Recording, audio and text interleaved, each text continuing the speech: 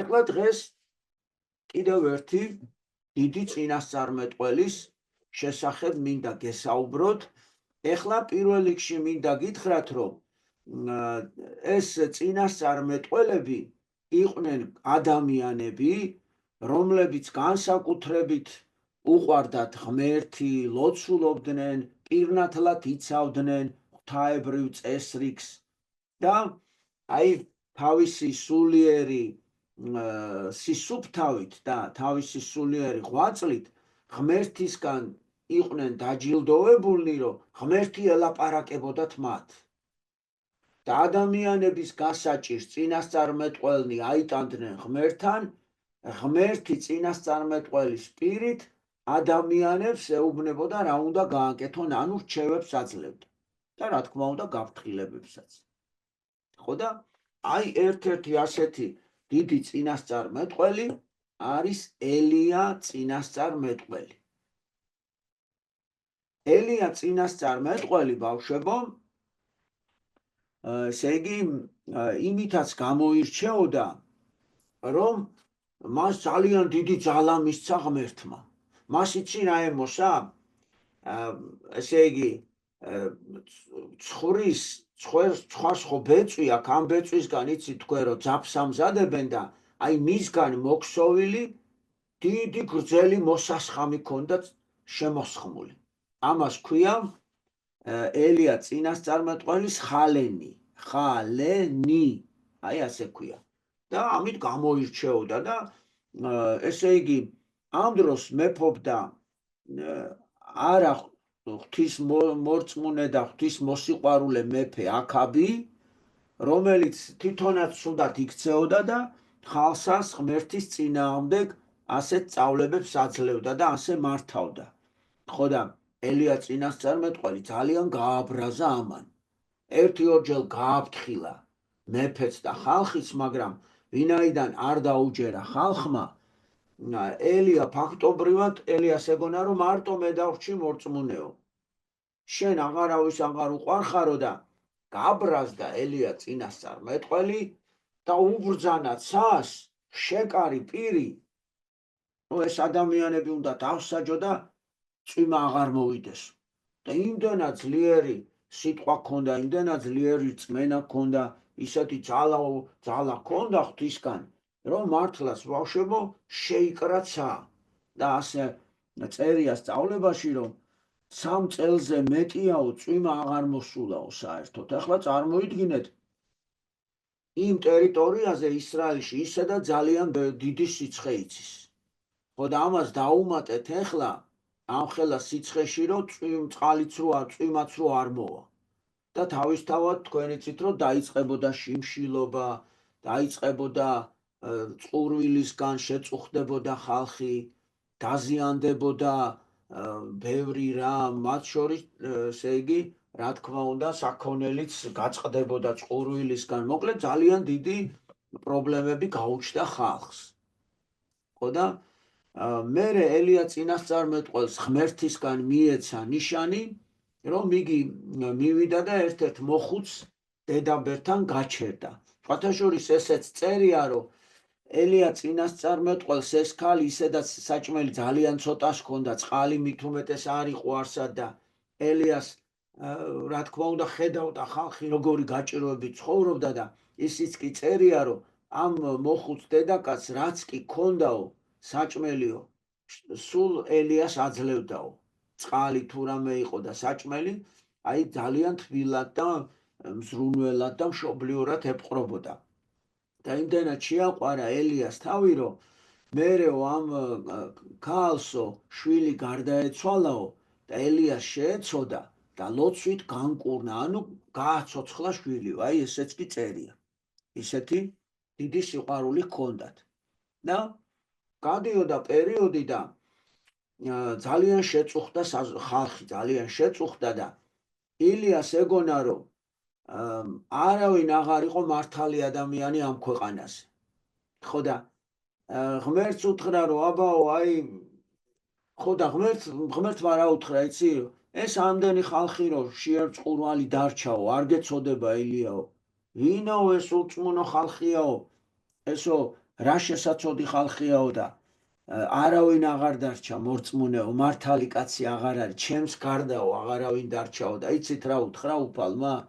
ილიაო, გადანახული მყავსო, უამრავი მართალი ადამიანი, მართალი კაცი, რომელიც გულით სუფთაა, რომელიც ცდილობს, რომ სიყვარულით, ალალად, პატიოსნად ღმერთს ემსახუროს სიყვარულით, ხო? იმას ღმერთი ხედავს და ყურადღებით იმას მფარველობს ღმერთი ისე, რომ არაფერი დაუშავდეს. აი, ასეთი საიმედო სიტყვაა ჩვენთვის და ყველას კარგად იცნობს ასეთ ადამიანს ღმერთი და ჩანიშნული ყავს ყველას, რომ აი ასეთი მართალი ადამიანები არსებობს და რა თქმა უნდა ახარებს მას. და აი დადგა ეს რომ გაიგო რომ ამდენი მართალი ადამიანი ყოფილაო, მერე კი ელიას შეეცოდა ეს ხალხი, ასე რომ იტანჯებოდნენ უწყლობით და წვიმის გარეშე და აქაბ შეუთვალა.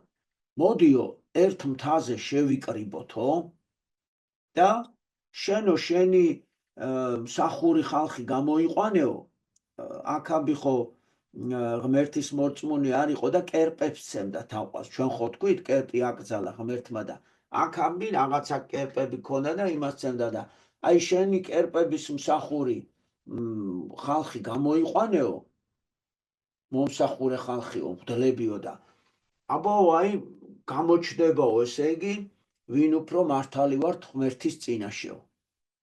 და კარგიო, მართლაც გადაწყვიტეს, რომ მსხვერპლი შეეწირათ და ვის მსხვერპლსაც შეიწირავდა ღმერთი, აღმოჩნდებოდა, რომ ის იყო მართალი. და ასე გადაწყვიტეს, რომ პირველი ამ აქაბის მორწმუნეები ილოცებდნენ. და დაიწყეს ბავშვებო ლოცვა, 50-მდე მღვდელი ლოცულობდა და არაფერი ნიშანი ღვთისგან არ მოვიდა. და ეს ლოცველები ისე შეწუხდნენო, ისინი ხო არასწორე ღმერთზე ლოცულობდნენ და რასასწაულს შეასრულებდნენ და მერეო ღმერთს რომ ნიშანი მოეცაო, აი ესე სახეს, ტანს, სხეულს ისე რავდნენო, რომ აი ღმერთისთვის ეთქვათო, რა აი როგორ გვიყვარხარ ღმერთო და დაგვენახე რაო, მოგვეცი ნიშანიო. მაგრამ სულ დასისხლიანდნენო და არაფერი ნიშანი არ მოუვიდათ ღმერთისკენ. აი მაშინ კი დადგა ჩვენი საყვარელი ელია წინასწარმეტყველის დრო და ელია წინასწარმეტყველმა გააწყო ეს შესაწირი, 12 ქვა დაალაგაო, ეს თავისი მიყვანილი ხბო დადოიქო და დაიწყო ლოცვა. და რო დაიწყო ლოცვა, ძალიან მალევე ღმერთმა ისმინა ელიას თხოვნა და ცეცხლიდან გარდა მოვიდა მეხივით ესეთი ცეცხლი და ელიას მიტანილი ხბო დაიწვა ამ ცეცხლით და ეს ნიშნავს, რომ ელიას მიტანილი შესაწირი შეიწირა ღმერთმა. ეს იყო ნიშანი, რომ მე შენ მიყვარხარ და მე შენ გიცნობ და შენ სწორედ იქცევი. აი ამის შემდეგ ელიამ გადაწყვიტა, რომ ხალხისთვის ეს სასჯელი მოეხსნა და ისე შეკრული ცა გაენთავისუფლებინა, რომ წვიმა წამოსულიყო. ხო და ასე, ესე იგი, თავისებურად როგორც იცოდა უბრძანა ცას, რომ ეს შეკრას მოხსნილიაო და მართლაც, ესე იგი, ელიამ რო უბრძანა ცას, რომ წვიმა წამოდიო, მოულოდნელად მოიღრუბლა და დაიწყო წვიმა და წარმოიდგინეთ ხალხი როგორი ბედნიერი იქნებოდა, იმიტომ რომ ამდენი ხანი წვიმა არ ყოფილა. აი ესეთი ძალიან დიდი წინასწარმეტყველი იყო ჩვენი საყვარელი ელია და ეხლა ელიას ერთი მოსწავლე ყავდა, რომელიც ასევე ძალიან დიდი, ესე იგი, განსწავლული და მორწმუნე ადამიანი იყო. სახელი ელქვა ელისე. ხო და ყველაზე ძალიან უყვარდა ელისეს და ელისე ცდილობდა, რომ ყველანაირად სიწმინდეში მიებაძა ელიასთვის. ხო და აი უცბად დადგა დრო, როდესაც ელია ეუბნება ელისეს, რომ დადგა ჩემი ზეცაში გამგზავრების დრო. მე ახლა ასეთი უწყება მაქვს ზეციდანო, რომ ზეციდან ჩამოვაო ცეცხლიანი ეტლი, რომელსაც ამ ეტლში შეგმული იქნება ცეცხლის ცხენებიო, რაშებიო და მე ამ ცეცხლის ეტლზე ვიქნები ატაცებული ღმერთის მიერო და ცოცხლად მიხმობს ღმერთი თავისთან ზეცაში ცოცხლად უნდა ავიდეო. ხო და ელისეს თხოვს რომ თუ შეიძლება მაშინო ის დიდი ძალა შენ რომ გაქვს რომ ხალხს ემსახურებიო, ის დიდი რწმენა, ის დიდი სასწაულმოქმედების ძალა რომ ღმერთმა მოგცა, ეგო მე მიბოძე თუ შეიძლებაო და პირობას გაძლევ რომ პატიოსნად ერთგულად ხალხს მოემსახურებიო. ხო და მაშინ ელიამ უთხრა რომ მაშინ ყურადღებით იყავიო და როცა ცეცხლოვანი ეტლით მე ღმერთი ცაში ამიტაცებს, თვალი არ მომაშორო და თუ შენი თვალით დაინახავ ამას, მაშინ შენ ღმერთისგან მოგეცემა ეს ცოდნაო და წინასწარმეტყველების ძალაო. აბა შეეცადა ელია რომ წავიდნენ ახლა ამ საიდუმლოს აღსასრულებლად, მაგრამ მდინარე იყო გადასალახი.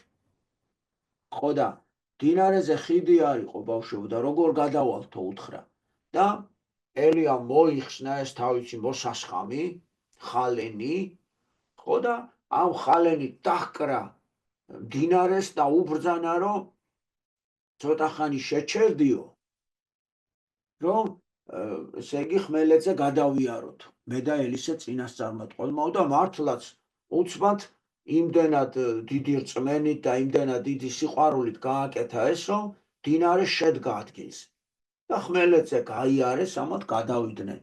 მერე ისე უბრძანა და ის მდინარე ისე წამოვიდა ჩვეულებრივად, როგორც მდინარე ჩვენ სოფლებში მოედინება და ეს ელისე უყურებს გაოცებული და აბა ეხლა უნდა იყოს ყურადღებით, რომ ელოდება უკვე რომ ცეცხლოვანი ეტლი გამოჩნდება, ამ თავარია რომ შეძლოს და დაინახოს და მართლაც უცბად გაწითლდა ცა და გრუხუნით ხმაურით ცეცხლიანი ეტლი ცეცხლის ლაშებით დაეშვა ზეციდან მიწაზე.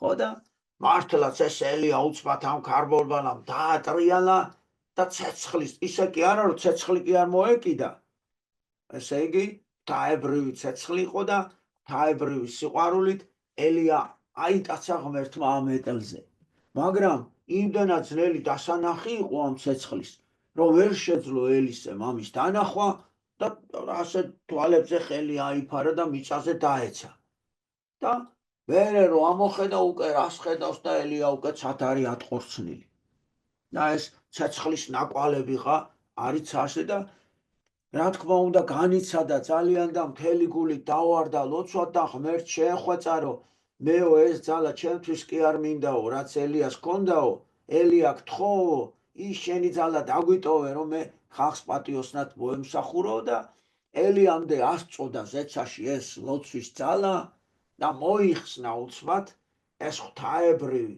სასწაულმოქმედი ხალენი მოსასხამი და გადმოუგდო ელისეს ელიამ.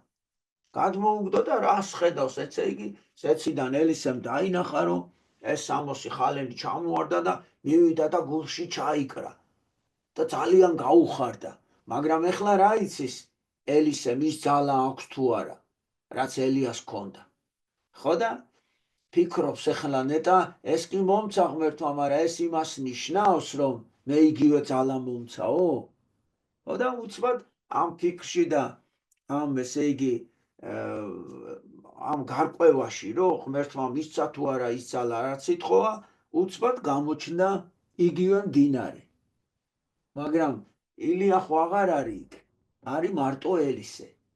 მაგრამ ილიას ხალენი იქ აქვს, რომლითაც მდინარე გააჩერა და აბა როგორც ელიამ გააკეთა, ასევე ელისემაც მოსასხამი გაფინა ესე, დაჰკრა მდინარეს და უბრძანა გაჩერდიო და გაჩერდა ბავშვებო მდინარე და მაშინ ელისე მიხვდა რომ ღმერთმა თურმე იგივე ძალა მომცაო და სიხარულისგან ცრემლები წამოსწვიდა და მართლაც ასე წერია რომ აღმატებული ძალაც კი მიანიჭა ელისესო, იმიტომ რომ გულიანი იყო და სუფთა კაცი იყო და მართლა ეს წინასწარმეტყველების ნიჭი იმისთვის კი არ უნდოდა რომ თავი წარმოეჩინა, არამედ მართლა ხალხისთვის რომ მომსახურებოდა და სიკეთე გაეკეთებინა კაცთა მოდგმისთვის. აი ასეთი ისტორია გქონდა ჩემო ძვირფასებო, მინდა გითხრათ, რომ ელია წინასწარმეტყველთა შორის ენუქის გარდა ერთადერთი, ანუ სულ ორნი არიან, ენუქი წინასწარმეტყველი და ელია წინასწარმეტყველი, რომელთაც სიკვდილი არ უგემიათ, ზეცაში წაიყვანა პირდაპირ ღმერთმა. თურმე რატო?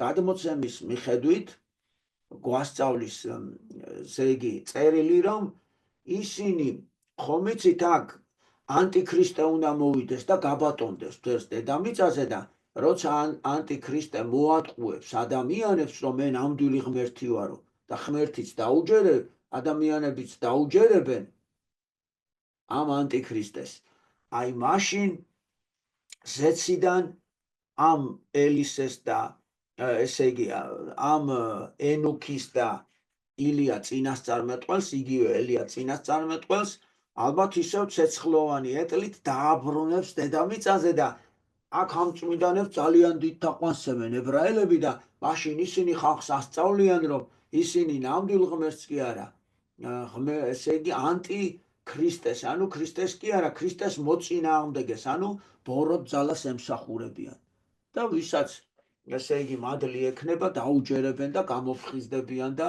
რა თქმა უნდა მერე სინანულში ჩავარდებიან. აი ასეთი მნიშვნელოვანი წინასწარმეტყველები არიან ზეცაში. ეხლა ჩვენთვის ქართველებისთვის რითი არის ეს ამბავი ნიშანდობლივი და საინტერესო. აი პატრიარქის ქადაგებიდან ცნობილია, რომ ჩვენ ხო ვთქვით, აი ეს პერიოდი ხო ქრისტემდე რამოდენიმე ასეული წლის ადრე მოხდა და ასეთი ქადაგება მაქვს მე პატრიარქის მოსმენილი და ფილმშიც ამას ეს ქადაგება, რომ ჩვენ წელთ აღრიცხვამდე, ანუ სანამ ქრისტე მოვიდოდა, იშვებოდა კაცობრიობის ჩვენთან დედამიწაზე 600 წლით ადრე, ანუ 600 წელი აშორებდა ქრისტეს შობას. აი 600 წლით ადრე ებრაელები მოვიდნენ საქართველოში და მოიტანეს ნამდვილ ღმერთზე სწორი სწავლება და ელია წინასწარმეტყველის ხალენი. მე როგორც ვიცი, ესე იგი თვითონ ვეღარ იცავდნენ ამ სიწმინდეს, ისეთი რთული ომები ჰქონდათ, რომ მტრისგან ვეღარ შეეძლოთ ამ სიწმინდეების დაცვა და ეშინოდათ, რომ მტერმა არ წაგვართვას ეს დიდი სიწმინდეები და არ დავრჩეთ მათ მადლის გარეშეო და მოდიო ისეთი ქვეყანა ვნახოთო, რომელიც ჩვენზე ძლიერია, რომელიც მორწმუნეა, რომელიც მებრძოლიერია და იმათ ვთხოვოთ, რომ შეგვინახეთ ეს სიწმინდე, რომ მტერმა არ ჩაიგდოს და უდიერად არ მოექცესო და ასეთი ქვეყანა საქართველოს შეარჩიეს. ხო და როგორც გითხარით, ქრისტეს შობამდე 600 წლით ადრე ებრაელებმა შემოიტანეს ხალენი საქართველოში. ეხლა ჩვენის ისტორია 600 წელი როგორ ვიცავდით ქრისტემდე ამ ელია წინასწარმეტყველის ხალენს არსად არ აღვაქვს. ფაქტია, რომ ხალენი გვაქვს, ეს ვიცით ისტორიაში, მაგრამ ისტორია დავკარგეთ. რა თქმა უნდა, ამას უამრავი მტერიც მოჰყვებოდა და უამრავი ქართველი შეეწირებოდა. აი მაგალითად გაბრიელაშვილები ბევრი ბერიკელაშვილები იბრძოდნენ, კანთელაშვილები იბრძოდნენ, ქართველი შვილები იბრძოდნენ, უშიკიშვილები და ასე შემდეგ. ჩვენი მამა პაპანი ალბათ იბრძოდნენ, რომ ეს ხალენი დაეცვათ საქართველოში ბოლომდე. და იცით როგორ წერია სწავლებაში, მე ასე მაქვს საკითხული, რომ ცხეთის სიწმინდეთა შორის ხო არის გამორჩეული ხალენი ელია წინასწარმეტყველის და ელია წინასწარმეტყველის ხალენი იყო წინა პირობა უფლის კვართის საქართველოში მოხვედრისა. და აი ქართველები იბრძოდნენ ვაშკაცურად და იმდენად თავგანწირვით და დიდი გმირობით გამოირჩეოდნენ ხალენის დაცვაში ბრძოლაში, რომ ღმერთმა კვართით ჩვენ გამოგვიგზავნა. კვართზე მერე თალკე მოგიყვებით, თქვენ ვიცი, რომ ბევრმა იცით კიდეც. მოკლედ ძველ სიწმინდეთა შორის განსაკუთრებით და გამორჩეულია ელია წინასწარმეტყველის ხალენი და ასეთი სწავლება არსებობს, რომ სვეტი ცხოვლის ერთ-ერთ ჭის ძირშია ეს ხალენი. აი ახლა მე უნდა გასწავლოთ რა ადგილას არის ეს ხალენი. შევდივართ სვეტი ცხოვლის ტაძარში, ბოლომდე შევედით, აი, სადაც პატრიარქი გამოდის ხოლმე, სადაც საკურთხეველია და მარჯვნივ გასავლელზე უკვე მარჯვნივ მივდივართ, ანუ საკურთხევლისკენ არა, მარჯვენა და ესეთი პატარა სტოებია, სადაც ცალკე საკურთხეველი და ტაძრებია, ანუ სხვა მარცხნივ სხვა არის, მარჯვნივ სხვა და მარჯვნივ რომ მივდივართ შესასვლელში პირდაპირ დიდ ხატს ვნახავთ ელია წინასწარმეტყველს ძალიან ლამაზი ხალენი რო აცვია ეს და იქვე არის ხატზე დახატული ცეცხლოვანი ეტლით როგორ მაღლდება ზეცაში ელია წინასწარმეტყველი როგორ უგდებს ამ ხალენს ელისე წინასწარმეტყველს და ელისე დაჩოქილია და როგორ ელოდება ხალენი რო აიღოს ესე იგი უდიდესი სიწმინდეა ეს დიდი სიწმინდე კი არა შეიძლება ითქვას ქრისტეს ყვართი სანამ ჩამოვიდა საქართველოში ქართველებისთვის ყველაზე წმინდანი უთათ ითვლებოდა და აი იქ რო შევალთ ტაძარში დავინახავთ ჭას რო ჩავხედავთ ესე შუშა არის და შეგვიძლია ჩავხედოთ და ძალიან ღრმად ალბათ რა ვიცი 10-20 მეტრი სიმაღლეზე და წყალი ასხია ასე გადმოცემით ასე ვიცით რომ ელია წინასწარმეტყველის ხალენი ამ ჭის ძირში არის დაფლული მე ერთხელ ერთი ისტორიკოსი კაცი მომყვებოდა და იმან ასე მითხრა რომ რაღაცა ადგილი მაჩვენა და აი აქაო ანუ რაღაცა სხვა ვერსიებიც არის მაგრამ ახლა ეს ზუსტი ინფორმაცია ჩვენ არ ვიცით მაგრამ ერთი ვიცით რომ ხალენი სვეტი ცხოვლის გულში და ძირშია დაფლული აი ასეთი მნიშვნელოვანი დიდი წინასწარმეტყველი ხალენია საქართველოში რომელიც ჩვენი ღირსებაა ჩვენი დიდი სიყვარულია და ფაქტია რომ მე ყვართით საქართველოში ჩამოდის ანუ ხალენი და ყვართი ეს ორი ყველაზე დიდი სამოსია ესე იგი ქრისტეს სიყვარულ ღმერთის ისტორიაში ჩემოთ ვიფასებო ეხლა მე ვთხოვ მამა ზაქარიას რომ ელია წინასწარმეტყველის შესახებ მოგითხროთ ლექსონ ძირითადად ისაუბროთ ეხა ელიაზე რა შეიძლება რომ დავამატო ეხა რაღაცას ისტორიაში თუ და ისტორიას თუ გავიხსენებთ კიდე ნუ ძირითადი ისტორია მოყვა ლექსონ თუმცა 900 წლით ადრე წარმოიდგინეთ დაახლოებით 900,000 წლის ადრე იყო ქრისტეს მოსვლამდე და ანუ როგორ განუცხადა ღმერთმა ყველაფერი წინასწარ მაგრამ ერთი ყველაზე მნიშვნელოვანი ის მომენტია რომ ნახეთ ღმერთს თავისი დასაყრდენი ამ ქვეყანაზე ყოველთვის ყავს ვიღაცა შერჩეული ადამიანი და თუ გავიხსენებთ მის დაბადებას როცა ელია წინასწარმეტყველი დაიბადა მის მამას ჰქონდა ესეთი გამოცხადება რომ რაღაც ხوار გაითიშა არა ისმის მამო ჰქონდა ესეთი გამოცხადება რომ ელიას ასე თქვა ცეცხლში ჩასვეს ცეცხლში პატარა შვილი ცეცხლში იყო გახვეული და ცეცხლით იკვებებოდა ნახეთ ეს რაღაცა საოცარი ჩვენება იხილა მის მამამ რომ ეს რთულია რა თქმა უნდა ამის რთული იყო მისთვის ამის გააზრება ესე იგი ცეცხლში ადამიანი და ცეცხლით იკვებება ანუ აქ ჩვენ ალბათ უნდა ვიგულისხმოთ ის რომ ნახეთ ელია წინასწარმეტყველი იკვებებოდა სწორედ იმ ღვთაებრივი ცეცხლით რასაც ღვთის მადლი ქვია პირველ რიგში და მეორე წეღა როცა იკვებოდათ მის ცხოვრებას ნახეთ ცეცხლოვანი ეტლით იქ დატაცებული თითქოს აი ის ჩვენება რაც იყო ფიზიკურადაც და სულიერადაც ზუსტად განხორციელდა ელიას ცხოვრებაში და ყველაზე მნიშვნელოვანი ის მომენტი იყო რომ ნახეთ ელისეზე რას თქვა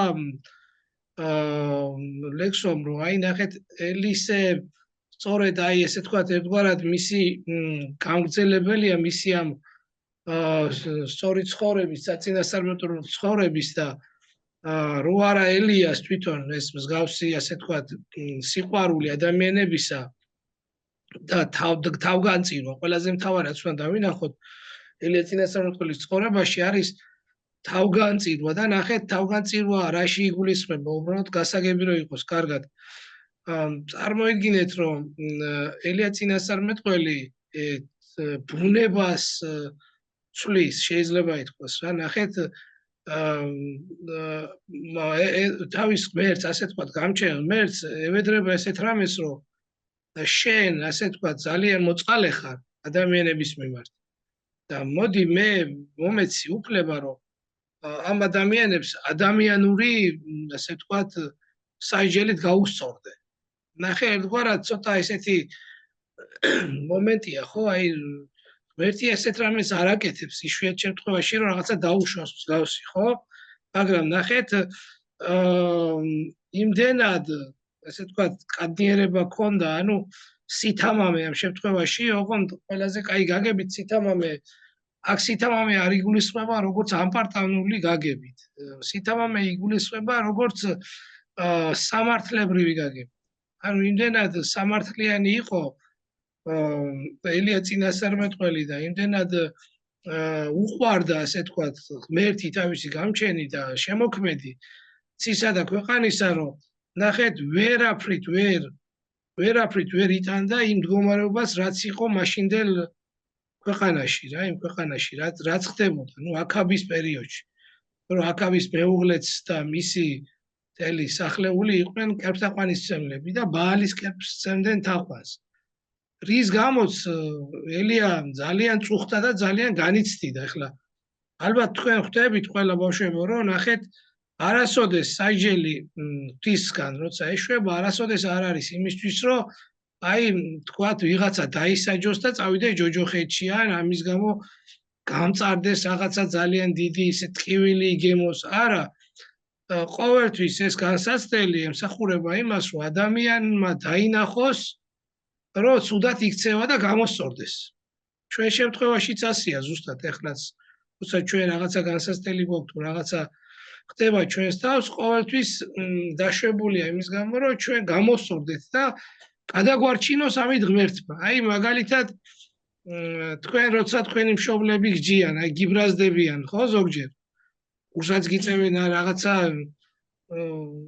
ძალიან ისე, ხო, კაცრად და ზოგჯერ კი არა და საერთოდ არ უნდათ მშობლებს, რომ გეჭყუბონ და საერთოდ არ უნდათ, რომ გაგიბრაზდეთ, მაგრამ ნახეთ, იძულებული ხდებიან იმისთვის, რომ თქვენ ახალ ჯერ პატარები ხართ და არ იცით ზოგჯერ როგორ უნდა მოიქცეთ ბოლომდე, როგორ არის სწორი და როგორ არის არასწორი. ამის გამო უწევთ მშობლებს თქვენს და თქვენს მიმართ, ასე თქვათ, რაღაც გარკვეული საიჯელების დადება, ხო, გაბრაზების ნიადაგზე. ეს ზუსტად იმას გულისხმობს, რომ ძალიან უყვარხართ თქვენ მშობლებს, რომ უნდათ რომ აი კარგი ადამიანები გაიზარდოთ. უნდათ რომ აი მოწესრიგებული მოქალაქეები იყოთ და აი კარგი ქრისტიანები იყოთ. და აქედან გამომდინარე უწევთ ხოლმე ზოგჯერ თქვენი არასწორი საქციელის და რაღაცა ცუდად მოქცევის გამო თქვენი დაიჯა. და ეს არის განპირობებული სწორედ სიყვარულის გამო. აი ზუსტად ესეთ სიყვარული ქონდა ელია წინასწარმეტყველს და უნდოდა რომ აქაბი და მისი მიმდევრები მოეყვანა, მოდი ასე თქვა, ჭუაზე და სწორედ ის დიდი სასწაული, რომელიც აღსრულდა, როცა აქაბმა დატოვა თავისი ქვეყანა იმის გამო, რომ აღარ წყალი იყო, აღარც მწვანე არაფერი აღარ იყო, ცვარი არ იყო, საჭმელი არაფერი არ მოიპოვებოდა და მაშინ რა იყო ეხლა საქონელი ყავდათ ძირითადად, ხო და იმით ირჩენდნენ თავს და საქონელს რო არ ეჭამა ბალახი და სადღაც წყალი არ დაელია, როგორ გადარჩებოდა და მიდიოდნენ თებისკენ, აი სადაც უფრო სიმწვანეს ხედავდნენ და სადაც შეიძლება წყალი ყოფილიყო და ზუსტად მაგ დროს მოხდა ისე რომ ქორებისთვის როცა ანუ სადაც იყო ელია წინასწარმეტყველი ქორებისთვის მიღმა, იქ მივიდნენ და როცა წარმოგიდგენიათ რომ ელია წინასწარმეტყველს აბრალებდა კიდევაც აქაბი. შენი ბრალიაო რომ ჩვენ წყალი და წვიმა არ აგვაქვსო და ყველაზე მნიშვნელოვანი რაც მინდოდა თავში მე თქვა ცოტა გადახტომა მომიწია ელია წინასწარმეტყველი იმდენად ასე თქვა უყვარდა ღმერთს და იმდენად ენდობოდა და იმდენად იცოდა მისი სრულმა ამ ადამიანების მიმართ რომ ღმერთმა დაუჯერა ილიას და 3 წელიწადი და 6 თვე წვიმა არ მოიყვანა. დაუჯერა. ხო შეეძლო ღმერთს ეთქვა რომ ცოდო ეს ადამიანები წვიმა როგორ არ მივცეთ რა ხო დაწყდებიან ხო რაღაცამ დაემართებათ და არა და ზუსტად ამ მომენტს ელოდებოდნენ როცა მოვიდა აქაბი და იმის მაგივრად რომ მოენანიებინათ თავიანთი არასწორი საქციელი მივიდა ელიასთან და უთხრა რომ შენ ახარო ჩვენთვისო წყევლაო შენს გამო ხდებაო ჩვენზეო ეს უბედურებო და ელია წინასწარმეტყველმა უთხრა არაო მე არა ვარო შენს გამო არისო ზუსტად რომ სამო შეკრა პირი და წვიმა არ მოდისო და მაშინ შესთავაზა სწორედ ის მომენტი რაც გითხრათ ლექსომ რომ მოდიო მაშინო რახანო შენ იჯინებო ამბობ რომ ესეო მე ვარ დამნაშავეო მოდი მაშინო საკერპო ვაშენოთო და სვერპრი შევწიროთ ღმერთსო ოღონდ ცეცხლი არავინ არ დაანთოსო ცეცხლი ვითხოვოთ ღვთისგან რომ ზევიდან გადმოვიდეს ეციდან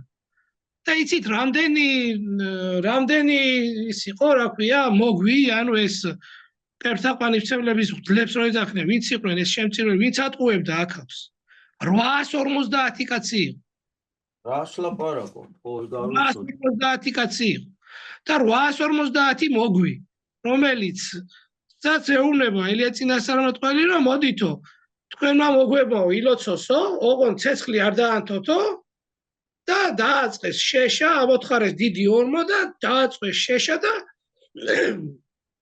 დაადვეს შესაწირი ცხვარი ან რა ვიცი როხა რაღაცა და ილოცონო რომ ცეცხლი გაჩნდესო და 850 მოგვი ილოცულობდა თავის ენაზე რაღაც ეშმაკებს მოიხმობდნენ და ვერაფერი ვერ დაანთეს და ამას ხო აქაბი უყურებდა და იქ ყოფი ხალხი ყველა იმიტომ რომ ყველამ დატოვა ქვეყანა აღარ არსებობდა საშველი და მაშინო კარგიო თქვენო დაამთავრეთო და დაამთავრეს მათ და რომ დაამთავრეს ელია წინასწარმეტყველმა ესეთი რამე ითხოვა მოდით ახლა და წყლით ამოვავსეთ ეს ორმო სადაც ეს შეშა იყო და სადაც შესაწირი იყო წყლით ამოვავსეთო მთლიანად და წყალი ჩაასხეს მოიტანეს სასწაულებრივად გააჩინა ღმერთი და გაივსო წყლით იქაურობა და დადგა ელია ლოცვად და ზეციდან გადამოვიდა ცეცხლი ის წყალი მთლიანად ამოაშრო ის შეშა მთლიანად დაწვა და შესაწირავიც მთლიანად დაიწვა ანუ და ამის ხილველი გახდა ყველა იქ ყოფი ადამიანი და შემდეგ უკვე აქაბმა რო დაინახა ეს მათი ეს დიდი სასწაული ანუ ელიას სასწაული ეხლა ეს თვალსაჩინო იყო თავიდან ბოლომდე ყველასთვის და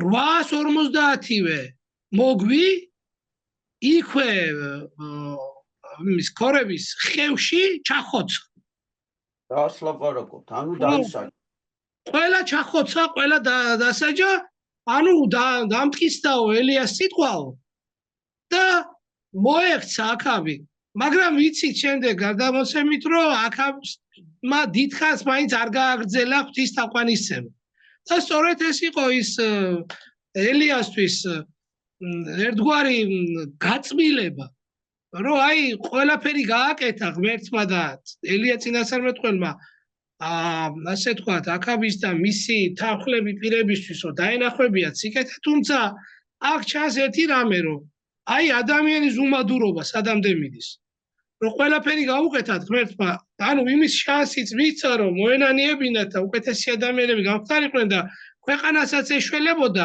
აშენდებოდა ქვეყანა და გამრავლდებოდა მაგრამ ისინი მაინც თავიანთ ძველ საქმიანობას დაუბრუნდნენ და მაშინ მოხდა სწორედ როცა ელია წინასწარმეტყველი წავიდა და 40 დღე და ღამე მიდიოდა გაუშერებლად და 40 დღეს ერთ-ერთ მთაზე გამოქვაბულში დასახლდა და მაშინ გამოეცხადა სწორედ ანგელოზი და ღვთისა და ღმერთის და უთხრა რატო ხარო ელია აქ რა გინდაო აქ რატო ხარო ვინ რატო წამოხვედიო აღარ არისო არაო აღარ დარჩაო ისრაელშიო ღვთის მადიდებელიო არავინო და მეო გამოვეცალეო იქაურობას ყველაფერსა და აი მაშინ ეუბნება ზუსტად ღმერთი რომ ვიციო შენო ძალიან ზრუნველი ხარო და ძალიან ესეთი გინდაო ყველას გადარჩენაო მაგრამ ელიაო იცოდე რომ უნდა განუგეშო 7000 კაციო მყავსო კიდეო და შემორჩენილიო ღვთის მადიდებელიო რომელსაცო ბაალის კერპისთვის თაყვანი არ უციაო და ამით ერთგვარად ასე თქვა ღმერთმა უთხრა რომ ყველაფერი კარგად იქნება, გაგრძელდება ცხოვრება და შენ გული დაიმშვიდე და იმის შემდეგ ხდება ზუსტად ის დიდი სასწაული, როცა აგრირდა ერთგვარად მის თვალწინ, მაშინ მოხდა ზუსტად ელისე, როცა მასთან ერთად იყო და მოხდა სწორედ ელია წინასწარმეტყველის აი დიდი ღვაწლის შემდეგ, დიდი სიყვარულის გამოვლენების, თავდადების, თავგანწირვის გამო მოხდა სწორედ მისი ზეცაში აღტაცება და ცეცხლოვანი ეტლით და ვიცით რომ მეორეც მოსვლის წინ ელია წინასწარმეტყველი დაბრუნდება და მას ებრაელები მოკლავენ. ესეთი წინასწარმეტყველება გვაქვს. ანუ კი შეწირული გახდება და ამით ბოლო პასუხი გაეცემა, ასე ვთქვათ, როგორ ნახეთ ღმერთი რას ელოდება, ამდენი საუკუნეა ხო არის ხო ქონდა საშუალება ებრაელებს რომ მოენანიებინა. ამდენი საუკუნე დღესაც აქვს საშუალება რომ მოინანიო. და სწორედ ელია წინასწარმეტყველი და ის წინასწარმეტყველი რომლებიც აღდგებიან მკვეთრით კიდე ერთხელ შესთავაზებენ ებრაელებს იმას რომ ისინი დაუბრუნდნენ ღვთისციახს. კიდე ერთხელ შესთავაზებენ. წარმოგიდგენიათ როგორ უყვარს ღმერთს ის ებრაელებიც რომელმაც ჯვარზე გააკრა და თითეული ადამიანი. კიდე ერთხელ შესთავაზებენ და მოხდება ისე რომ რაღაცა 1/13 შესაძლოა ესეთ გარდამოცების რაღაცა ის არის ნიშნები რომ 1/13 ებრაელების შეინანება.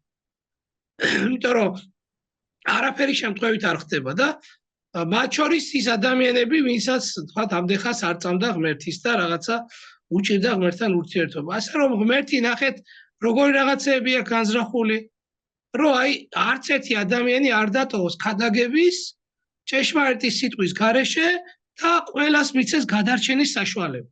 აი ზუსტად ყველა წინასწარმეტყველის თავარი მიზანი იყო ეს, რომ ადამიანებს გაეგოთ ღმერთი, ჭეშმარიტი ღმერთის სიყვარულის შესახებ, რომ მის წიაღში ეცხოვრათ როგორც აწუთის სოფელში, ისევე შემდეგ მარადისობაში. ღმერთმა დაგლოცოთ ელია წინასწარმეტყველის ლოცვა და წყალობა მოგმადლოს უფალმა ყველას ჩვენ და ვიყოთ ყოველთვის მასავით ასე ვთქვათ გულწრფელი და მორწმუნე. ნიჩბიში არის ელიას გორა. სადაც არის ნანგრევები და რაღაცა ეხლა ამ ბოლო დროს რაღაცა დაიწყეს მიწების მითვისება მიმდებარეზე და ეხლა გადაუფორმეს საპატრიარქოსის და არაჩვეულებრივი ადგილია. აი სასაული მთელი საქართველოს ჩანს ისეთი ადგილი. და მამაო ეს განსაკუთრებულობა ხალენის გამოა თუ ზოგადად ელიას სიყვარულის გამო თქვენ როგორ იცით? ნუ ალბათ ორივე ერთად ამ შემთხვევაში, იმიტომ რომ მე ხა მაღაზია აღარ გამიმახვილებია ყურადღება რომ შეხედეთ ის ფაქტი რომ წინასახე ნახეთ წინასწარმეტყველი ელია რომელიც არის ამხელა პიროვნება, ანუ წინასწარმეტყველი ელიას ხალენი უსწრებს კვართს საქართველოში პირველი ის მოდის. ანუ ღმერთმა წინასწარ უწყის რა დახვდება ებრაელებთან, ანუ რა სიტუაცია დახვდება, რომ გააკრავენ ჯვარზე და რომელი უნდა იყოს მეორე იერუსალიმი. ანუ ჩვენ ვხედავთ რას ელიას მდგომარეობაში. ელიაც უარყო იერუსალიმმა, ისრაელმა. ელიაც უარყო. და ქრისტეც უარყო. და ვინც უარყო ყველას კვართი და ყველას სიწმინდე გადმოვიდა მცხეთაში. ამე ასე ვხედავ ამას, ხო? ანუ ფაქტს ვამბობ. ხო ფაქტია ეს. ხო? და ამიტომ ნახეთ პირველ რიგში ჩვენ ანუ ნახეთ განუყოფელია, მოდი ასე ვთქვათ რა, ძველი და ახალი აღთქმა. ძველი აღთქმის წინასწარმეტყველები სწორედ იმაზე საუბრობდნენ, რაზეც საუბრობ ჩვენ დღეს, ანუ ქრისტეზე. ქრისტეა გადამრჩენელი.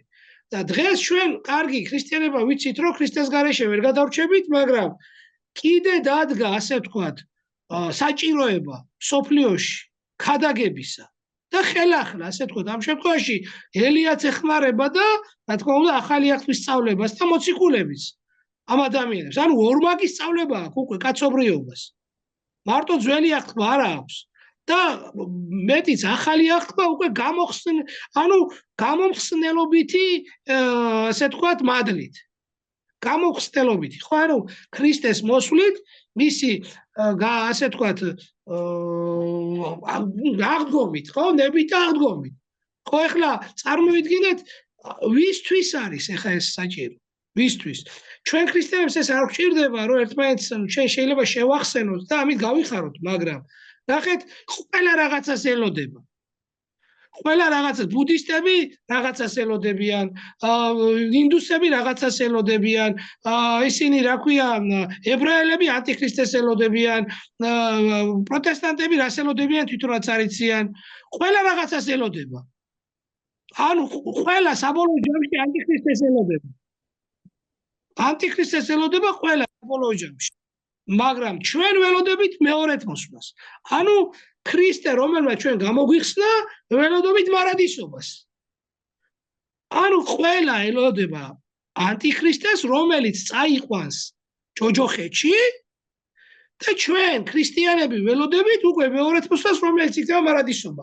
ანუ ზუსტად ნახე, როგორ მომენტია, ვინც ანტიქრისტეს შეხვდება და მას თაყვანს ის იქნება ჯოჯოხეთი, ანუ ამ შემთხვევაში როგორც ცხვრებ სახარებაში როა მწყებსიო, როგორც ცხვრებს და თხებს გამოყოფს ერთმანეთისგანო და ეტყვისო, ხო? რომ შენ ჩემს ხელიყავი, ესე მშიოდა, მაჭამე, მწყუროდა, მასვი და ასე შემდეგ და შენ მოდი ჩვენთან კურთხეულო. დაიმკვიდრე მამის სასუფეველი. მაგრამ თქვენ მარცხენა მხარეზე რომელიც თქვენ არ გააკეთეთ სიკეთე. რაც ერთი გაუკეთეთ ადამიანს, ის მე გამიკეთეთ. რაც არ გაუკეთეთ, არ გამიკეთეთ. ამიტომ ნახეთ ჩვენ როგორ ვართ, ჩვენ მოყვასი ადამიანები მოგვეცა იმისთვის, რომ ერთმანეთში ქრისტე ამოვიცნოთ, ერთმანეთს სიკეთე გაუკეთოთ და თითეული ადამიანის მიმართ გაკეთებული სიკეთე, ეს არის პირდაპირ ღმერთის მიმართ გაკეთებული სიკეთე. იმიტომ რომ ღმერთს ხო ჩვენი სიკეთე არ ჭირდება. ნახეთ რა ხელა სიყვარულია ჩვენი, რომ ერთმანეთზე გვაკეთებინებს სიკეთეს ერთმანეთის მიმართ. ერთმანეთის მიმართ ვიხარჯებით ურთიერთთა სიმძიმე იტვირთეთ ესეთ აღასრულეთ ჯულიგი ქრისტესი, როგორც ამბობს პალემოციკული. ერთმანეთისთვის ვიხარჯებით, ერთმანეთს ვავსებთ. იმიტომ რომ ღმერთს ჩვენგან არაფერი არ ჭირდება, ის არის სრული სისავსე. თვითკვარი, ხო? მას არც მიემატება და არც არაფერი მოაკლდება. ყველაფერი მოგცა ჩვენ ადამიანებს, რომ გვიყვარდეს ერთმანეთი და დაველოდოთ სწორედ უკვე მეორეთ მოსვლას იმისთვის, რომ არადისობაში გადავიდეთ და არა იმას რაღაცებს ველოდებოდეთ, რასაც ელოდებოდა თქვათ ის აქაბი და აქაბის მსგავსი ადამიანები. დღეს აქაბის ასე თქვათ პროტოტიპი არის თქვათ ლიბერალური სამყარო. ხო? აქაბის პროტოტიპი არის თქვათ ის სექტანტური მიმდინარეობები და სხვადასხვა რელიგიები. თუნდაც კათოლიკური ისა რა ქვია რელიგია და მუსულმანური და ასე შემდეგ, რაც თავიდან ბოროდე მატერიალიზმის მონობა არის, ხო? ამას ეს არის ჩვენში სხვაობა. იმიტომ რომ ჩვენ კი მატერიალში ვიმყოფებით, მაგრამ ჩვენ ვაცნობიერებთ იმას, რომ მატერია დროებითია და ჩვენ არ ვართ მიჯაჭვული. და ესენი პირიქით თავიდან ბოლომდე მიჯაჭვული მატერიაზე, იმიტომ რომ მათში არ არის სულიერი განცდა იმისა, რომ ისინი ღვთის წიაღში გადაინაცვლებენ და ელოდებიან რა ვის? ანუ ანტიქრისტეს, რომელიც კიდევ უფრო უკეთეს ცხოვრებას მოიტანს. ანუ იმ პრინციპით, რომ ტექნოლოგიები უფრო განვითარდება, ვიფრენთ აერში ფეხით სიარული აღარ დაგვჭირდება და ასე თქვათ ჩვენში როგორც ახლა ზოგადად არის პროპაგანდა ურწმუნო საზოგადოების მხრიდან, ლიბერალური საზოგადოების მხრიდან, რომ მიდი ჭამეთ, ვით, იხარებდეთ ამ წუთის სოფელში და რა, რომ დაგვავიწყონ ჩვენ მარადისობა, დაგვავიწყონ სიკვდილი, თუნდაც ის გარდაცვალება. ეს არის თავარი მიზანი. არა და ამ დროს ქრისტე მოვიდა, თვითონ მოკვდა და სიკვდილი მოკლა. და შენ არ უსლებად გარდაიცვლები და თუ გინდა რომ შენც მოკლა სიკვდილი, მაშინ ქრისტესთან უნდა იყო. იმიტომ რომ ქრისტეს გარეშე ვერ შეხვალ სასუფეველში. ვერა წარმოუდგენელი, არავინ არ თქვას. ქრისტე ამბობს, ჩემს გარეშე ვერავინ ვერ შეხვალთ იქ. მე ვარ გზა და ჭეშმარიტება. ეს არის, ამიტომ ელი არის წინასახე, ანუ ძველი აღთქმის წინა სიწმინდე დაივანა საქართველოში და უკვე ახალი აღთქმის ყველაზე დიდმა სიწმინდემ უკვე ქრისტეს პარტვა დაივანა საქართველოში. და მეტიც კიდე დამატებით, ხო? დედაღვთისმშობლის პერანგი ჩვენ ვიცით, რომ ისიც საქართველოში. ანუ ეხლა რა ვიცი, კიდე რა უნდა ჩამოთვალოთ იმაზე დიდი, ხო? არაფერი მამა, ხო. ყველაზე რა თქმა უნდა, ეხლა ჩვენ იმის ის არ გვაქვს, რამეს ვაკნინებთ, ვინმეს ვაკნინებთ, იმიტომ რომ ყველა წმინდანი დიდია და სასუფეველის მკვიდრია, მაგრამ არსებობს გარკვეული ასე თქვათ იერარქიული პრინციპი და არსებობს კატეგორიები, ხო? ამ კუთხით ვამბობთ ჩვენ და არა ის რომ ვიღაცაზე მეტია, იმიტომ რომ სასუფეველში ყველა სუფთაა და ყველა წმინდაა და ყველას ღვთის სიხარული აბედნიერებს, ხო? ესა, ამიტომ აი ამ პრინციპით თუ არ ვიცხოვრეთ, ყველაფერს დავკარგავთ. ყველაფერს დავკარგავთ. და ჩვენ ვინაიდან ეს სიწმინდე მოგვეცა ბავშვებო ასეთი განსაკუთრებული მეტი პასუხისმგებლობაც გვევალება ღვთის წინაშე, რომ სხვას ეს რაც ეპატიება, ჩვენ არ გვეპატიება. იქ იმიტომ რომ აი როგორ ჩამოვთვალეთ, ამ ხელა მადლი მომადლა საქართველოს ღმერთმა და ამიტომ როგორ შეიძლება მეუფე ათანასე იძახდა, ქართველი კაცი იყოს იაღოელიო, იტყოდა ხოლმე. აი როგორ შეიძლება იმდენი სიწმინდე გვაქვს ჩვენ. და პროტესტანტიო და ესე ამბობდა ხოლმე, აი. უგუნურების ამბავი ეს, უგუნურება. ამიტომ ბავშვებო, ნახეთ, არავითარ შემთხვევაში. ნახეთ, ელია წინასწარმეტყველს ამ ხელა სარწმუნება მქონდა, რაც უნდა ვისწავლოთ ჩვენ კიდე. მიუხედავად იმისა, რომ დარწმუნებული იყო იმაში, რომ მარტო მე ვარო, მორწმუნეო. ხო ჩანს, რომ ეუბნება. მე დარჩიო მარტო ერთი, რომელიც გიცნობს შენ ჭეშმარიტ ღმერთსო, ღმერთს ელაპარაკებ. მაგრამ ნახეთ, არასოდეს არ უთქვამს ის, რომ რახან მე დარჩი მარტო, მეც იმათ მხარეზე გადავალ. არა, პირიქით, ბოლომდე იყო ღვთის მოყვარული.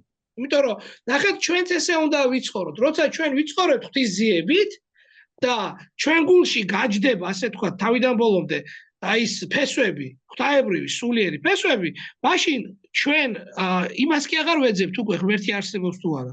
ჩვენ უკვე ვეძებთ არსებული ღმერთთან მიახლოებას. მთელი არსებით. მთელი მონდომებით. რომ ისი რა გვინდა რომ იყოს სულ ჩვენ გულში. და თუ ამას დავკარგავთ, ყველაფერს დავკარგავთ. ყველაფერს დავკარგავთ. იმიტომ რომ შენ თუ შენ გულიდან ღმერთს ამოიგდებ, მაშინ სამშობლოსაც ვერ გაიაზრებ რა არის. დედასაც ვერ გაიაზრებ რა არის, მამასაც ვერ გაიაზრებ, ვერაფერს ვერ გაიაზრებ რა არის. მხოლოდ შენთვის იქნება რა რომ თუ ღმერთი არ ახავს, მაშინ ეშმაკი შემოგთავაზებს. წამოდი ახლა, აგერ კარგ კანფეტებს გაჭმევ, მოდი მარხვა რა თქინდა, კარგ ხორცს გაჭმევ. მოდი ახლა შენ რო გაიზარდე, წამოდი ახლა ცუდი საქციელები უნდა ჩაგადენინო, მოგაპარინო, გამრუშო. აი რა ვიცი, ყველაფერი ადამიანს ბედნიერი გონია თავი. გონია რომ არში არწყურია, კარგად აცვია, ჩაცმულია, კაი მანქანა ყავს, ყველაფერი ყავს და აი და გაივლის ცხოვრება და ბოლოს მოიხედავს რომ არაფერიც არ გაუკეთებია საკუთარი სულისთვის და მერე უკვე გვიანი იქნება, ხო? ამიტომ უნდა ვიყოთ ესეთი ჭკვიანები და უნდა ზრუნავდეთ ყოველთვის, უნდა ვემზადებოდეთ, ხო? იმისთვის რომ ღმერთს შევხვდეთ სავსე სიყვარულით, სავსე მონდომებით, ასე თქვათ, მარხვით, თავშეკავებით და ესეთი მლოცველები, რომ აი ესე კი არა ორჭოფობით და იმით ნეტა ღმერთი არა, ბოლომდე სარწმუნოები. რომ აი ეს ღმერთი ამას ხედავს და ამის გამო ჩვენ არადიულობაში სიხარული მოგვანიჭოს. ეს არის ყველაზე მნიშვნელოვანი. და ეს ყველაფერი ისწავლება, ყველაზე მთავარი რაც არის, თქვენ ძალიან კარგად იცით, ეკლესიაში, ეკლესიის გარეშე ვერავინ ვერ გადარჩება, იმიტომ რომ ერთ-ერთი მამა ამბობს ასეთ რამეს, რომ ვისთვისაცო ეკლესია დედა არ არისო, მისთვის მამა ღმერთი არ არსებობს. იმიტომ რომ ჩვენ დედა ეკლესია გვაკავშირებს მამა ღმერთთან. სხვანაირად წარმოუდგენელი. დაგლოცოთ და გაკურთხოთ ღმერთს. შვიდობა და სიკეთე. ერთ-ერთი განსაკუთრებული სწავლება, რასაც ახლა ეკლესია ასწავლის, აი ჩვენ მოგვეცა ის, რომ ჩვენ არ უნდა განვიკითხოთ ერთმანეთს. აი ვიღაცა თქვა ცუდად იქცევა, ხო?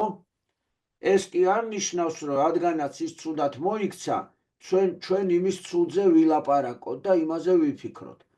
ადამიანმა თავის თავში უნდა ეძებოს ცუდი და სხვაში კარგი უნდა ეძებოს. სხვას უნდა აპატიოს, მაგრამ თავის თავში ის ცუდი გამოასწოროს და ებრძოლოს. აი ამასთან დაკავშირებით, ეხლა თამარ მასწავლებელი ჩაგვირთავს მულტფილმს, რა მოუვიდა ადამიანს, ვინც სხვას განიკითხავდა. და ნანა მასწავლებელს, ნანა ბურძენიძეს მინდა ვთხოვო, რომ ამ მულტფილმის ჩვენების შემდეგ გააგრძელოს ეს თემა და გამოკითხოს ბავშვები და ამ თემაზე რო არ განიკითხოს, რას გვასწავლის, ნანა მასწავლებელი გესაუბრებათ.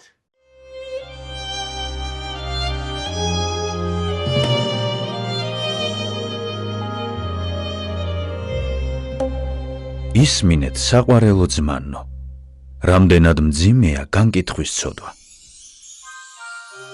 ეს ამბავი მოხდა ერთ მონასტერში. ორი ბერი ქალაქში იყო წასული საკვების შესაძენად.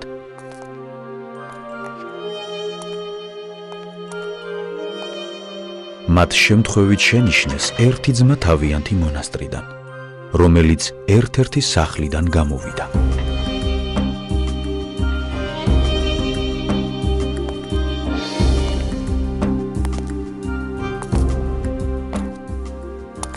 ისინი მიხვდნენ, რომ მან მძიმე ცოდვა ჩაიდინა.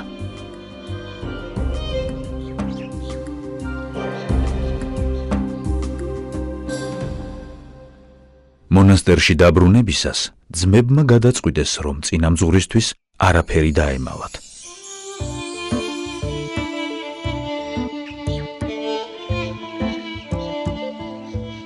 როცა წინამძღვარმა შეიტყო, რომ ძმა ცოდვაში ჩავარდა, შეწუხებულმა წამოიძახა. დიდი ბოროტება ჩაიდინა მან. საღამოს, როდესაც წინამძღვარმა ლოცვა დააპირა, მას ანგელოზი გამოეცხადა. მის მიერ განკითხული ძმის სული წარუდგინა და უთხრა: აი ის, შენ რომ განიკითხე, მოკვდა. შენ ხომ ცოდვილთა და მართალთა მსაჯული ხარ? მას თქვი, რას მიბრძანებ მისი სულის შესახებ? სად მიბრძანებ მისი სულის განწესებას? სასუფეველში თუ ჯოჯოხეთში? ბერი მიხვდა, რომ ძმის განკითხვით უმძიმეს ცოდვაში ჩავარდა.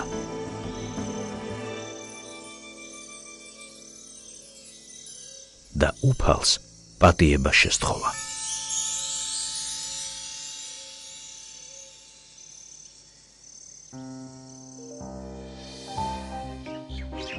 განვლო დღეებმა.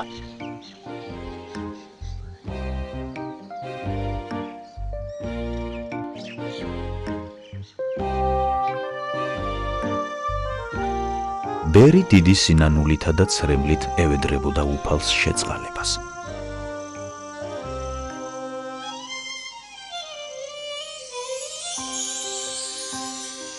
ღმერთმა კვლავ მოუვლინა თავისი ანგელოზი, რომელმაც აუწყა. აი, გაჩვენა შენ ღმერთმა სიმძიმე განკითხვის ცოდვისა. ახლა შეგიწყალა, მაგრამ ნუ ღარ განიკითხავ.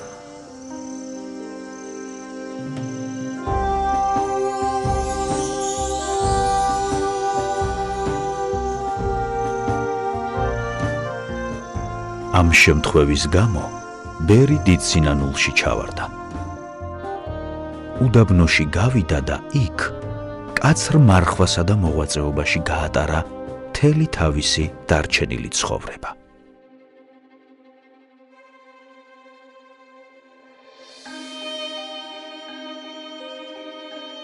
პავლე მოციქული ბრძანებს: შენ ვინ ხარ, რომ განსჯის სხვის მონას?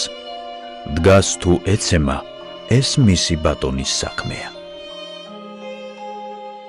ჭეშმარიტად ძმანო, მხოლოდ უფალი ჩვენი იესო ქრისტე ხედავს ჩვენს გულებს და მხოლოდ ის არის ჩვენი ერთადერთი მსაჯული.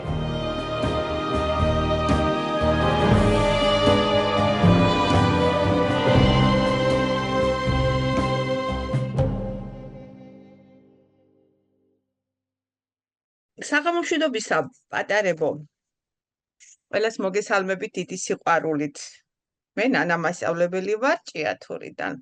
მე აქ ჩემ პატარებსაც ხედავ და ყველას დიდი სიყვარულით ნანა მასწავლებლისგან აი არ ვიცი, მიამაყებით და მიყვარხათ რომ აი ესეთი ქართველები ეზრდებით ჩვენს ქვეყანას. და ალბათ ეს გაკვეთილებით სწორედ იმას ემსახურება, რომ ღირსეულ ქართველებად გავიზარდოთ და თითოეული იგავი, რომელსაც აქ ჩვენი უსაყვარლესი ლექსო მასწავლებელი გვთავაზობს, რაღაც ძალიან მნიშვნელოვანია სიღრმისეულად გავიაზროთ და ვიცოდეთ ის რას გვასწავლის, შემდეგ ჩვენი ცხოვრების წესად გავიხადოთ და მუდამ ფიქრობდეთ თუ როგორ უნდა მოვიქცეთ, რომ უფლის წინაშე ვიყოთ მართალნი.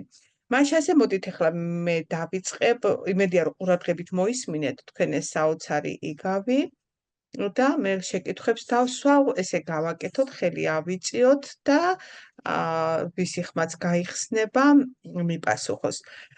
მაშინ ასე სად ხდება მასწავლებელო, რადგან თქვენ უნდა წარმართოთ ეს ყველაფერი, მაშინ ადმინობას მოგცემთ და უფრო მარტივი იქნება თქვენ რო ჩაურთოთ ხმა. კი, გენაცვალეთ. მოხმედება ხდებოდა ერთად აძარში. სადაც ერთი ბერის ძმამ ჩაიდინა ცოდვა. ეს დაინახეს ვიღაც მღვდლებმა და მივიდა ამბავი მის ძმასთან, რომელიც იყო ბერი.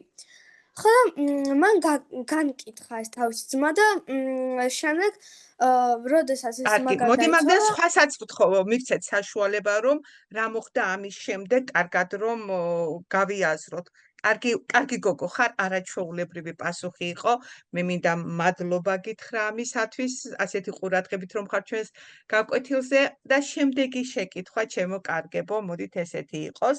ესე იგი, რა რეაქცია ჰქონდა წინამძღვარს და შემდეგ ვინ გამოეცხადა მას? და როგორი დიალოგი გაიმართა წინამძღვარსა და ანგელოს შორის? წინამძღვარსა და ანგელოს შორის ასეთი სიტუაცია გაიმართა, თან თავისი ძმის სული ხომ არ ჩვენა რა. მიხვდა თავისი თავს, რაც ოდვარ ჩაიდინა. დიახ, აი სწორედ მიხვდა და რომ აი ძმის განკითხვით მან ძალიან დიდი ცოდვა ჩაიდინა. მოდი აი ამაზე დავფიქრდეთ. ეს ვინც არ უნდა იყოს, ეს იქნება ძმა, თანაკლასელი, მეგობარი, მეზობელი. შეიძლება ვინმეს განკითხვა? არა. არ შეიძლება. და ვის თხოვა პატიება ამისათვის? უფალს. უფალს შემთხოვა პატიება. ძალიან კარგი. მადლობა ილია, როგორც ვიცით, ამის შემდეგ გადის დრო, მოდი გავაგრძელოთ და ბერი მუდამ ევედრებოდა უფალს შეწყალებას. მართალია, აი მიხვდა დანაშაულს, მაგრამ მუდმივად იყო აი ფიქრში, რომ ძალიან მძიმე ცოდვა ჩაიდინა ამ განკითხვით და ამის შემდეგ კვლავ მოუვლინა ანგელოზი უფალმა. და რა უთხრა მეორედ, როდესაც უკვე მოევლინა ანგელოზი, ეხლა უკვე რა უთხრა ანგელოზმა, ბავშვებო? ერთ აბა მოდით. ვინ იწერს ხელს, აბა დამენახეთ, ვინ არის ჩვენი ოჩაღი და საყვარელი ლუკა ქორიძე მცხეთიდან. აბა გისმენ ლუკა, აბა გახსენი შენი ხმა ლუკა? გამარჯობა მას. გამარჯობა ლუკა, გამარჯობა. მას მეორედ რომ მოუვლინა ანგელოზი უფალმა, ანგელოზმა უთხრა, რომ უფალმა შენ შეგიწყალაო და გაპატია ეს შენი ცოდვაო, მაგრამ ამის მერე მეორედ აღარ განკითხო და მიხვდა ესეთ მძიმე დანაშაული ჩაიდინა. კიდე უფრო ღრმად ჩაწვდა თავის დანაშაულს, ხო ლუკა? უფრო ღრმად შეიძინა. და წავიდა მერე უდაბნოში. ძიმე მარხვა იცავდა და ყველაფერს თავისი ბოლო წლები უდაბნოში გაატარა. უღრმესი მადლობა, რა კარგად მოგისმენია ლუკას, არაჩვეულებრივი პასუხი იყო და მადლობა ამისათვის და მოდით ძალიან მნიშვნელოვანი და შემაჯამებელი შეკითხვა მინდა დაგისვათ ჩემო პატარებო, რას გვასწავლის ეს იგავი? რა არის ამ იგავის მთავარი სათქმელი? აი ბოლო ფრაზა თუ აბა თუ იმეს ანდრია კოკოზაშვილს ძალიან უნდა რომ გვიპასუხოს. გისმენ ანდრია? აბა, აჰა, აბა შენც გახსენი ანდრია ჩემიდან გაქვს. აბა ნახე მიდი. ერთხელაც ვცადოთ. კარგი. აბა გისმენ ანდრია. მას ეს იგავი იმას გვასწავლის, რომ არ უნდა განვიკითხოთ. ვინ არ უნდა განვიკითხოთ? აბა ვისი განკითხვის უფლება არ გვაქვს ანდრია? მას ყველას. არავინ არ უნდა განვიკითხოთ, ხო? და რას ამბობს აი ბოლოს, ვინ არისო ჩვენი ერთადერთი მსაჯული ამ წუთის სოფელში? მას იესო ქრისტე. დიახ, უფალი ჩვენი იესო ქრისტეა, ჩვენი ერთადერთი მსაჯული.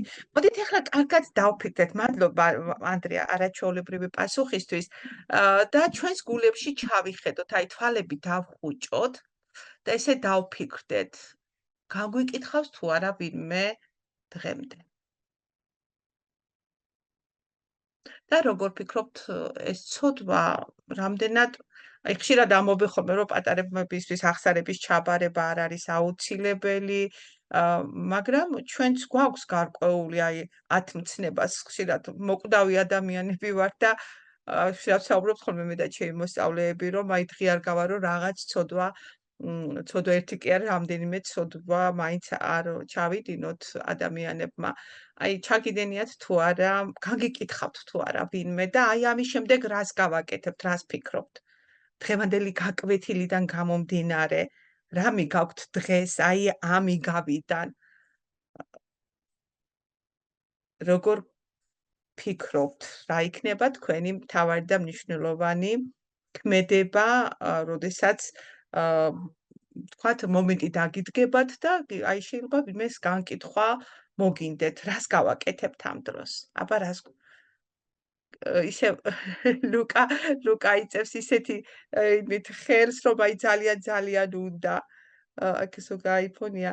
მოდი ლუკა, აქ ძალიან ბევრი ბავშვები არიან ბოსლებიდან და მოусმინოთ გოგონებს. გისმენთ? გამარჯობა, ჩემო კარგებო, რა კარგები ხართ, საყვარელი მასწავლებელთან ერთად მოგეფერებით დიდი სიყვარულით. აბა დავფიქრდით, ხო? ერთი წამით დავფიქრდით იმაზე, განგვიკითხავს თუ არა ვინმე და მოდი ამაზეც მიპასუხოთ, არა, როგორ განკითხეთ არ. უბრალოდ გაგიკითხავთ თუ არა ვინმე და რას ფიქრობთ ამის შემდეგ, აი დღევანდელი ამ გაკვეთილის შემდეგ, როგორ მოვიქცეთ? დიახ, გაგვიკითხავს, მაგრამ ამის შემდეგ, როდესაც ვინმეს განკითხვა მოგვინდება, გავიხსენებთ ამიგავს. გავიხსენებთ, აუცილებლად გავიხსენებთ ამიგავს და ყოველთვის გვემახსოვრება ჩემო პატარებო, რომ არავის განკითხვის უფლება ჩვენ არ აგვაქვს. ყოველთვის ჩვენ თავში ვეძიოთ ის დიდი ასე ვთქვათ, რწმენა იმისა, რომ სწორედ იესო, უფალი ჩვენი იესო ქრისტეა ერთადერთი, ვინც უნდა განგვიკითხოს, ვინც უნდა ჩვენს ცოდვებზე პასუხი მოგთხოვოს და ასე რომ ერთმანეთის სიყვარულით, ნახე როცა განიკითხავ, იქ უკვე ადამიანის მიმართ გარკვეულწილად აი სიყვარული ნელდება დამეთანხმებით, ხომ? და ჩვენ ხო სიყვარულით უნდა ვიცხოვროთ, ქართველები ვართ და აი ეს არის მთავარი, სწორედ სიყვარული გადაგვარჩენს და თუ ამ განკითხვასაც უკვე ხშირად ვიცით ხოლმე, რომ ერთმანეთს დავასმენთ, მასწავლებელო ასე, ჩემო პატარებმა იციან, რომ ყველაზე მეტად რაც არ უყვარს ნანამასწავლებელს, არის ის, რომ ერთმანეთის დასმენა ბავშვების და ეს იგივე განკითხვის ერთ-ერთი ფორმაა. ხომ ასეა?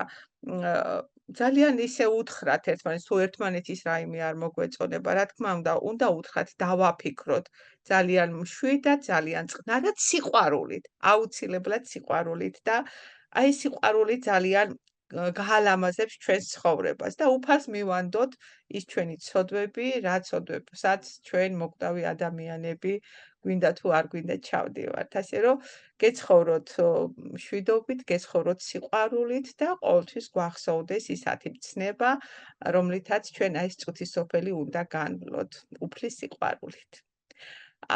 ესე ლუკა იწევს ძალიან დიდი ინტერესით ხელს და აი რაღაცის თქმა უნდა და არ შემიძლია რომ ლუკას არ გისმენ ლუკა ბარისი თქმა გინდა. მას მე ამ პასუხს ამ კითხვას ემდოდა რომ პასუხი გამოცემას. ხა. როდი დავფიქრდი მას ადრე აღარ მახსოვს, მე ხა 11 წლის ვარ, აი ადრე ძალიან პატარობაში ძალიან ადრე მოკლედ რამე ვინმეს თუ გამიმკითხოთ, მაგრამ ეხლა ამ ბოლო დროს როდესაც ვფიქრობდი, ამ ბოლო დროს მე მგონი რომ არავინ არ გამიკითხავს, მაგრამ თუ გამიკითხოთ კიდე ამჯერადე მე გავხსენებ და უფალს შევედრები რომ აპატიოს. დიახ, ერთადერთი ვისაც უნდა ვთხოვოთ პატიება, ეს არის ვთხოვოთ უფალს რომ გვაპატიოს ჩვენი ცოდვანი და ასე რომ გვეცხოვროს სიყვარულით. გეფერებით ყველას დიდი სიყვარულით. მადლობა ნანა მასწავლებელო, გაიხარეთ. აი, ლექსო მასწავლებელი ჩემოგვი. ძალიან კარგი. ლექსო მასწავლებლო, მინდა გითხრათ, რომ საოცარი ბავშვები, საოცარი უკავშირი მივიღე და ყველას ძალიან დიდი მადლობა. ეს არ იყო 1 და 2-ის პასუხი, ეს მთლიანად ამ ჯგუფის ყველა მოსწავლის პასუხად მივიღეთ და ასეთი საოცარი მოსწავლეები ჰყავს ლექსო მასწავლებელს. გენაცვალეთ, მიყვარხართ. რაღაცა ვეღარავთ ამას და რავი, ჩემი ბრალია თუ ისი ბრალია, მაგრამ აქავარ და მესმის. მოდი ახლა ჩემო ძვირფასებო, აღარ გადაგღლით უკვე, კაი დროც გასულა. მე უნდა განსაკუთრებული მადლობა ნანა მასწავლებელს გადაუხადო, მამა ზაქარიას, თამარ მასწავლებელს, ყველას მოგეფერებით, ჩაგეხუტებით გულში და მინდა რომ ბედნიერები იყოთ. აბა მოუწევთ თვალე ზიარების თვალე ხო არის წირვა და ყოველი წირვა ნამდვილად არის აღდგომის სწორი აღდგომის პასი. ჩვენ უკვე მივეჩვიეთ რომ კვირაობით ყველანი ერთად ვიკრიბებით ტაძარში, იმიტომ რომ სამშობლო სხვანაირად ვერაფერს ვერ უშველით სხვანაირად, იმიტომ რომ ჩვენ გვინდა რომ ესე იგი ქრისტე შეგვეწიოს, გაგვაძლიეროს და ქართული საქმის კეთებაში მოგვეხმაროს რომ წინ წავიდეთ და ჩვენს დედა სამშობლოს ჭრილობები მოუშუშოთ და მოვეფეროთ და ფეხზე დავაყენოთ. ელენე ჩაირთო ჩვენ შენთან. დღეს ვეზიარებთ ლექსო მასწავლებელო. ენაცვალეთ, ხო ვიცი თქვენთან შაბათია კვირა. ძველი ქრისტიანული წესით ახართ, იმიტომ რომ იქ წერია რომ ყველაფერი გადადეო და შაბათს მოდი ტაძარშიო წერია და თქვენ აი ზუსტად ასრულებთ, ხო? მერე ტრაპეზი გქონდა საღამოს 5-6 საათამდე და ძალიან სასიამოვნო დღე გქონდა დღეს. არა, კარგი. ენაცვალეთ, გეფერებით, თვალე შევხვდებით, ჩაგეხუტებით. აბა ერთი ელენე კამპანაძე ჩართული გაქვს, გითხარი, სად ახარ შენ? აქ ვარ. სად ახარ ხო და რომელ ქალაქში ცხოვრობ თუ სოფელში? იათურაში ცხოვრობ. ეს ჩემი ელენა, ლექსო მასწავლებელო, მეც ძალიან გამეხარდა რომ დავინახე. ელენიკო, გენაცვალე. ასე ყველა ლამაზი როგორ აკყავს შენ, ნანა აი მასწავლებელი. მე ერთი მეორეზე ლამაზები არიან ყველა, შეხედეთ რა ლამაზები არიან ყველა. ლექსო მასწავლებელო, სულ ერთი წუთით წეღან, როცა ილია წენასწარმეტყველზე ვსაუბრობდით და რომ ბევრი ტაძარია ჩვენს საქართველოში მისი სახელობის, ილია იწევდა ხელს ძალიან დიდი ამბით და მოკლედ თქმა უნდა და რისი თქმა უნდა და ხომ არა გაქვს ილია ხმის გახსნის საშუალება, მოდი ვთქვათ რომ ჩვენს ილია აბანახე მას ჩავთეხვა რა კურიერში ელიას სახელობის ტაძარი არის. რა სლაპარაკო, რა და კიდევ სად არის? სადა გვაქვს კიდევ ილია? ჭიათურაში გვაქვს. ჩვენცა გვაქვს სლაპარაკო. ეხლა გამახსენდა მე რამ დამავიწყა ჩვენ ფილმშიც არის ნანა მასწავლებელო. მამა ზაქარიამ წამიყვანა ტყეში რო წავედით ფილმშიც არის ეგა. დიახ. ას მიტარბის გზაზე არის. ოჩა მინია აი ხაზე ვარ ნამყოფი. გენაცვალეთ, მე მინდა ასევე გითხრათ რომ ჩვენი სამების ტაძარი პატრიარქმა ხო გამოცხადებით ნახა და ღმერთმა ასე უთხრა ილიას მთაზე ამიშენე ტაძარიო. აბა და 2 აგვისტო არის ილიაობა დღე საქართველოში დიდი ზეიმებია, თითქმის კუთხე არ არის რომ მისი სახელობის ყოველ შემთხვევაში ჩვენთან ქიზიხში ძალიან დიდი მადლიანი დღესასწაულია და წირვა ლოცვები აღესრულება და იქით დედოფლის წყაროში ძალიან დიდი მონასტერია და დარწმუნებული ვარ ყველა კუთხეში იქნება, იმიტომ რომ ეს არის უდიდესი წინასწარმეტყველი და ჩვენი მფარველი და შემწე და აგერ იმიტომაც ძალიან ბევრი ილია ყავს საქართველოში. ეგ არის დიდი ილია და ჩვენ ყავს კიდე ასევე ილია მართალი. ჭავჭავაძე, რომელიც ჩვენთვის ყველაზე დიდი ილია ქართველებისთვის.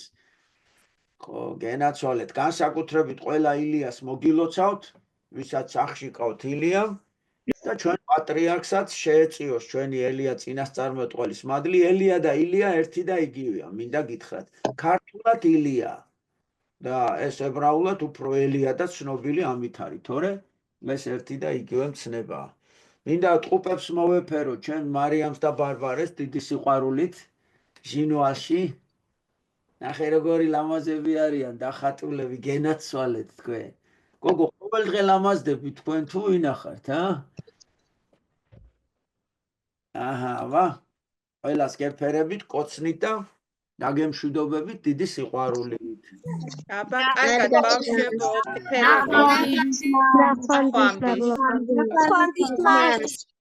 აი წარმოიდგინეთ ახლა ოჯახში რომ მამა წავიდა სახლიდან დილით და საღამოთი უნდა დაბრუნდეს და მამამ გითხრა რომ შვილებო აი ასე და ასე მოიქეცით დღეს ეს გააკეთეთ, ის არ გააფუჭოთ, ეს გააკეთეთ, გესმით? ეხლა რომელი შვილიც მამას დაუჯერებდა და მამის მოსაწონს საქმეს გააკეთებდა. მამა რომ მოდის საღამოთი სახლში, განა ამ შვილს არ უხარია? რო იცის რომ მამა ეხლა მოეფერება ეტყვის რომ აი შვილო რა კარგად მოგცეულ ხარ, როგორც მეკითხარი ეგრე რომ გააკეთე. მაგრამ მეორე რომელიც სხვაგვარად მოიქცა, სუდად მოიქცა, რაღაც გააფუჭა, ისეთი რამ გააკეთა, რაც მამას არ მოეწონებოდა. ამ შვილსაც უხარია მამა რომ მოდის? ხო არ ამას პირიქით ეშინია მამა რომ მოდის, იმიტომ რომ მამის მოსვლა ნიშნავს რომ გამოაშკარავდება ჩემი სუდად გაკეთებული საქმეები და მე ამის გამო დავისჯები. გესმის? აი რა კარგად მიხვდი. ესე იგი, ღვთის წინაშე წარდგომა მეორედ მოსვლის ჟამს იმ ადამიანს უხარია, ვინც აქვე ცდილობს რომ თავისი სინდისის მიხედვით იცხოვროს, ღვთის სიტყვის მიხედვით იცხოვროს და იმ ადამიანს აშინებს, ვინც არ ცხოვრობს ღვთის სიტყვის მიხედვით. ხო რთულია რასაც ვამბობ?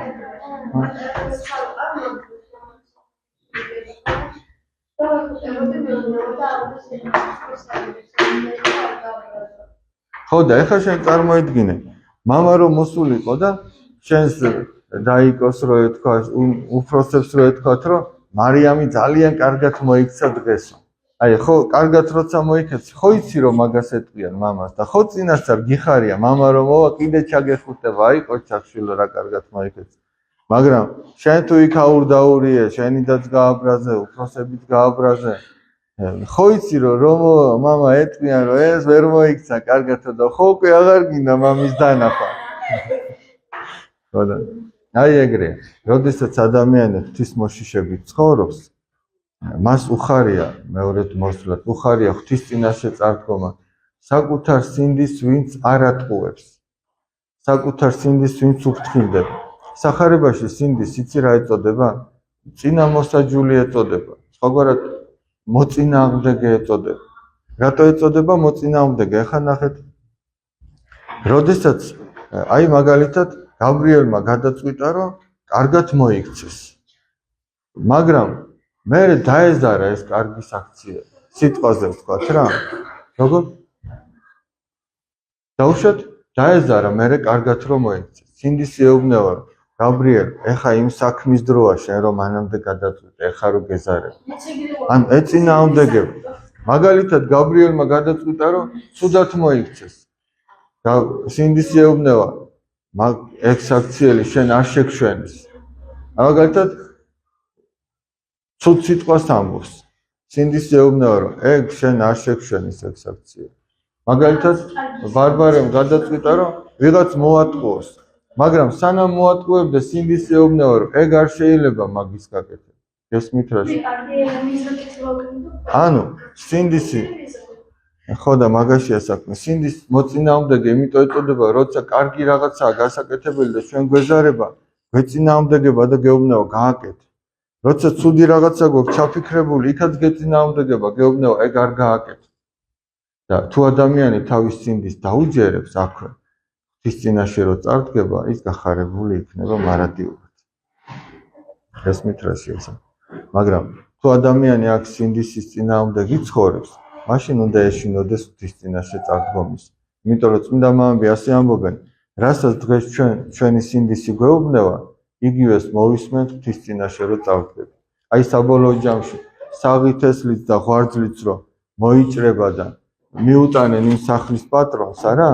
ის ხო გადაარჩევს ცუდ მცენარეს, ვინ ინახავს თავის ბეღელს, ხო არავინ არ ინახავს.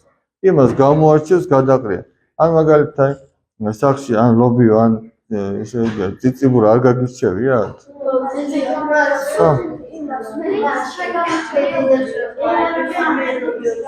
ხო და ლობიოს რო გაარჩევ. ლობიოს რო გაარჩევ. რაც ცუდია, რას უშვები იმას? ჯერ აგროვებ და მერე ყრი. ხო მართალი? ხო და ესე. ხო და ესეა აქაც.